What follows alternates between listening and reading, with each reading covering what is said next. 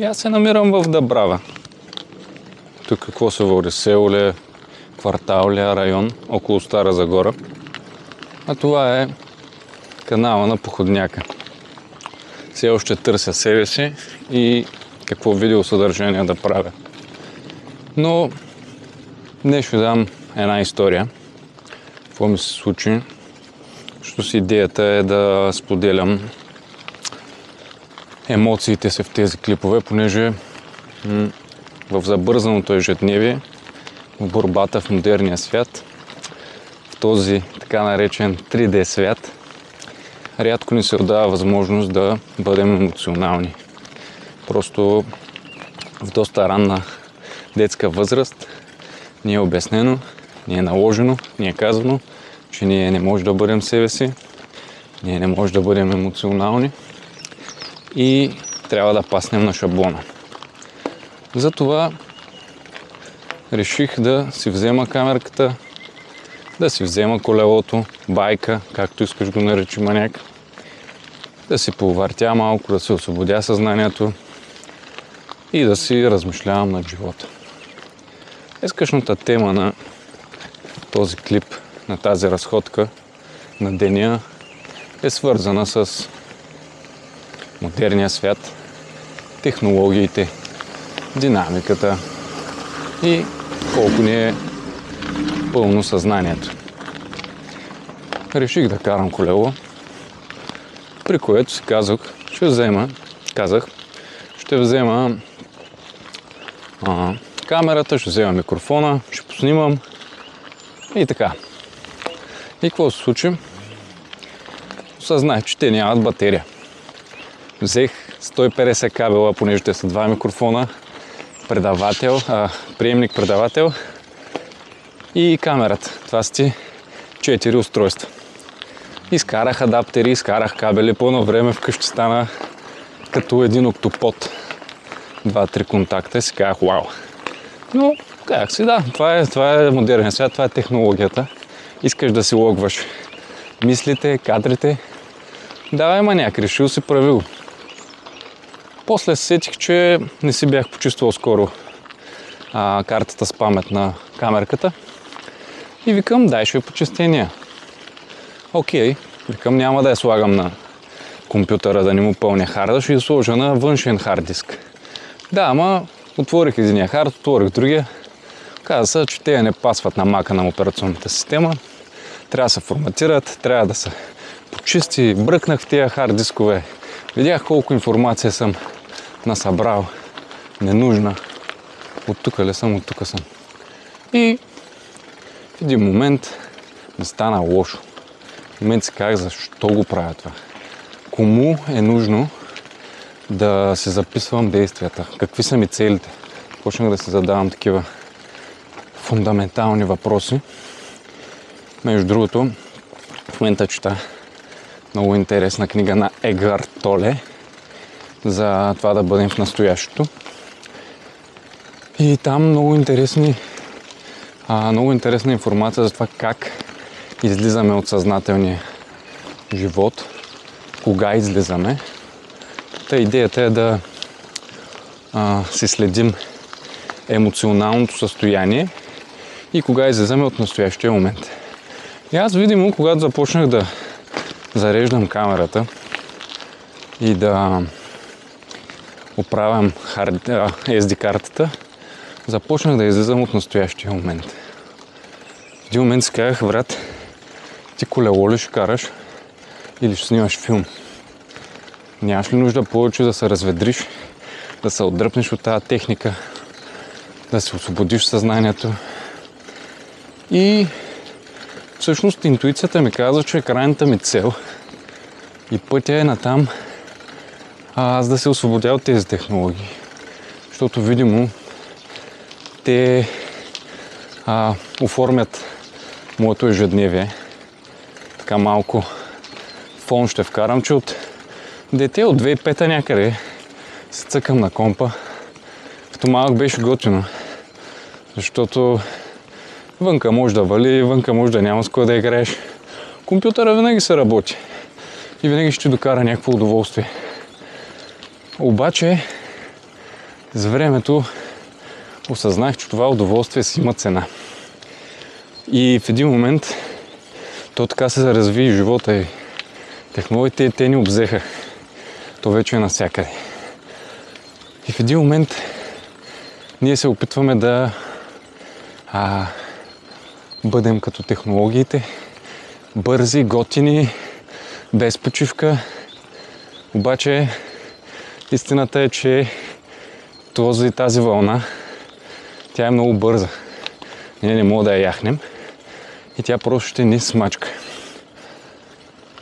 Крайната ми цел, заветната цел е максимално малко устройства и така нататък. Но в книгата на Екхарт Толе пише, ако имаш някакъв проблем, в случая проблема са камерите, които съм си накупил, стреса, който ми създават, ангажимента, снимай, обработвай, сортирай. В един момент си казвам, това е моето ле. Но в книгата пише така. Ако нещо не ти харесва и това нещо те кара да избягаш от съзнателния ти момент, от настоящето, да бягаш в миналото, да си мислиш колко е било готино, като си бил по-малък, небрежен, така. Или пък те кара да мислиш за бъдещето. Един ден там ще се оправя, един ден еди с кое. Както, нали, си казвах, като гръмне крипто ще станат по-добре нещата. Ами не, брат, това е фалшиво състояние. И в книгата казва, така имаш проблем. Имаш 3 варианта. Много просто, елементарно. Или махаш проблема, ме хващам всичките техники и ги изхвърлям или ги продавам. Или се примиряваш с проблема, което означава, казвам се, за този момент съм искал да направя това, правя го. Хубаво, лошо, правя го, решил съм го, снимам, обработвам, без прекалено много да се стресирам и пресирам. И третия вариант е да... Какъв би бил третия вариант всъщност? Тук третия вариант е да всъщност приемаш, махаш или решаваш. Решението на проблема в случая е да се отдам на това нещо и да го правя от все сърце. В моят случай конкретно за технологиите, long term, нали, дългосрочно, интуицията ми казва, ти трябва да се дръпнеш от технологиите. Обаче те са вплели в мен. Вярвам, че не е само и в мен. И то няма как да щракнеш с пръси, да се махнеш, да избягаш.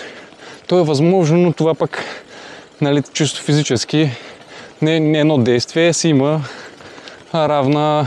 Просто ще има последствия, които може да са по-зле от това, което е в момента.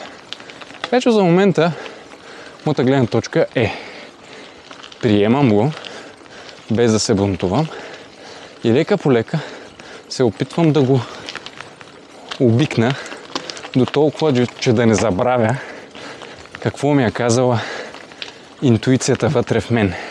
Казала ми е, стой далеч, ползвай мен, можеш без технология, може да направиш прехода без GPS, може да направиш прехода без батерия с колелото.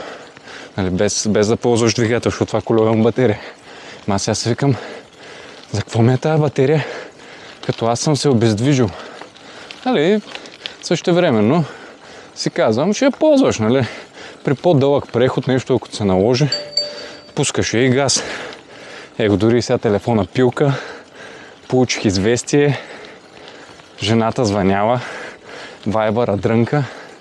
Взето да излезеш от мрежата, нещо много трудно. Няма да разтилам много клиповете. Аз така бавничко размишлявам си, повтарям си идеите. Мрежата, казах, мрежата, дигитализацията, модерния свят са важни неща, които трябва да ги слагаме на масата и да не ги забравяме, че те са живи и се развиват. Мрежата нещо не е много хубаво. Мрежа само по себе си думата. Технология също, ако размишляваме по-дълбоко в нещата, не са на добре нещата. Но, какво искам да кажа? Последно и приключвам този клип. Първо, имаш интернет, ахуихи. Много готино беше с интернета като дете. Сега той не е обзел изцяло направо. Ние сме голям шок. Сега отиваме тук да една чушма. Преди ходихме от тук, пълнихме водичка. Ама я сменихме, сега ще ви я покажа. Интернета за мен лично вече мрежата не е хубаво нещо. То само по себе си мрежа. Мрежата за какво се ползва? Да ловиш риби, примерно. Сега идват криптовалутите, блокчейна. Мрежата става все по-сериозна. Все по-сериозна.